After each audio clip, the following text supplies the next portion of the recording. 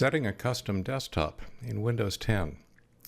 What we're looking at is Windows File Explorer open to a folder on my OneDrive.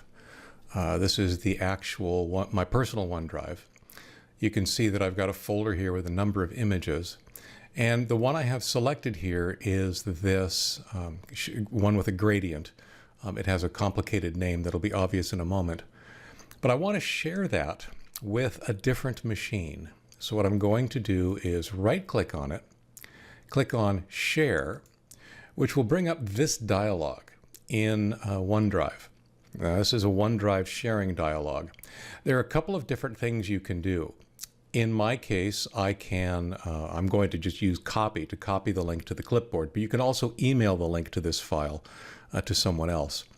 What's important to realize is that by default, anyone can edit this file, and of course, that's not what I want. I want a read-only link. So I've clicked on that little arrow, and we'll uncheck Allow Editing. You can also set an expiration date if you like, and you can even set a password to further secure whether or not somebody with the link can see the file. Hit Apply, and I'm copying that link then to my clipboard.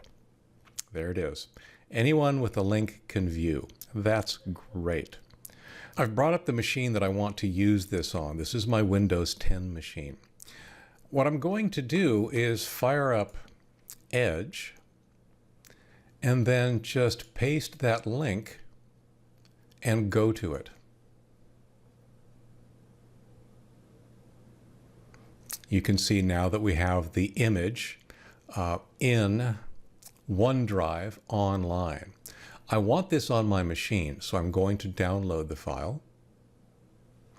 And you can see that it's been placed in my Downloads folder. In Windows File Explorer, I actually want to move this file from one place to another. You can see that it's currently here in the Downloads folder. What I would prefer to do is have it in my Documents folder where I can leave it forever.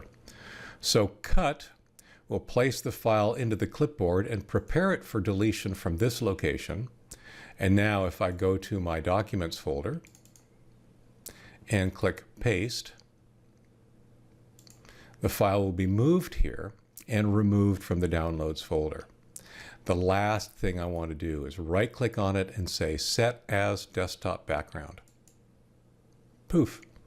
Now I have a unique desktop background for this machine that will help me identify what machine I'm working on whenever I'm recording any of these Ask Leo tutorials.